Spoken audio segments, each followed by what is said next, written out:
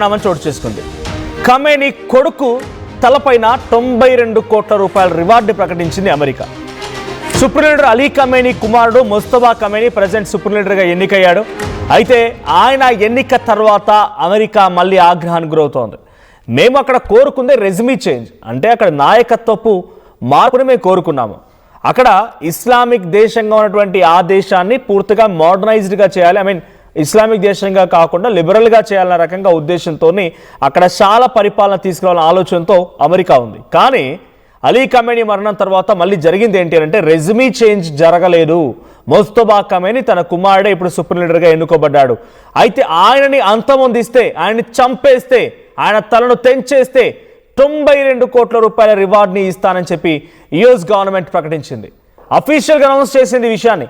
Iran supreme leader Mustafa Khamenei తలని తీసుకొస్తే 92 కోట్లు ఇస్తామని చెప్పి అమెరికా అనౌన్స్ చేస్తే supreme national security council secretary Ali Larijani సహా 9 మంది పేర్లని కూడా దీనిలో చేర్చారు. సో 9 మంది పేర్లను చేర్చి వీళ్ళందరినీ అంతమొందిస్తే 92 కోట్ల రూపాయలు ఇస్తామని చెప్పి ఇరాన్ విషయం పైన అమెరికా అనౌన్స్ చేసింది.